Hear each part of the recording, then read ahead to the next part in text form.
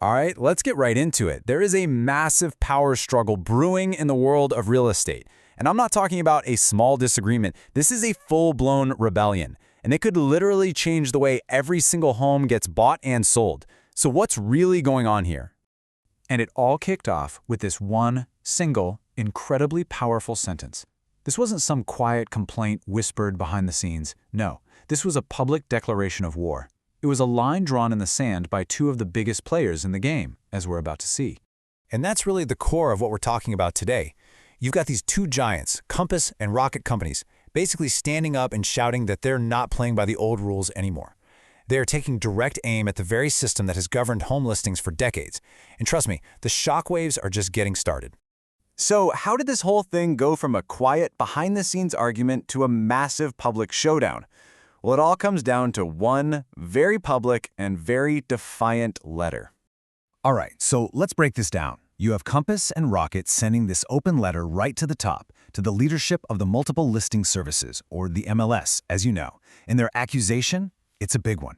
They're basically saying that some of these MLSs are actively working against their own agents, punishing them for what? For doing their job? For following the instructions of their clients? The people actually selling the homes?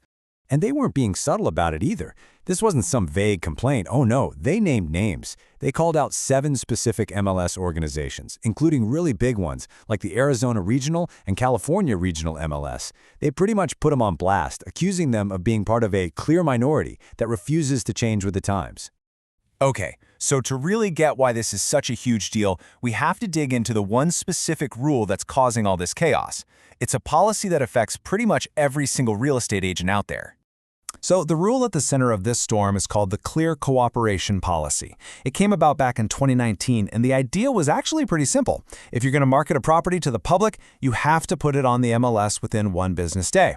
The goal was to make sure every buyer and agent saw every listing, to keep the market open and fair for everybody. But yeah, as we're finding out, not everyone is a fan of that idea. And this slide just lays it out perfectly.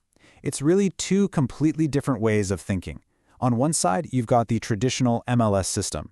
Its whole purpose is to create a transparent, liquid market where everyone has the same information.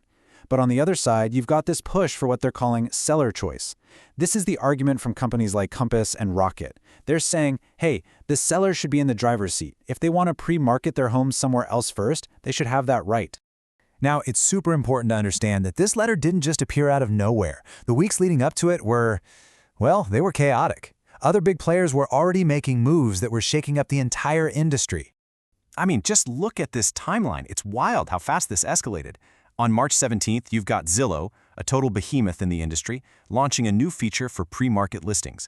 The very next day, another major player, eXp Realty, announces its own similar deal. So boom, boom, 2 major new ways to list a house that aren't the MLS.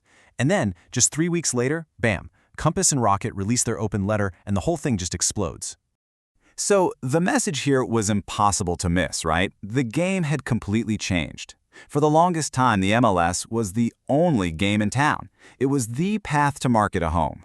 But now, with giants like Zillow creating these other avenues, the argument became, hey, the MLS is just one option now, not the only option, and its rules shouldn't be the final word. So, as you can probably imagine, not everybody was on board with this rebellion.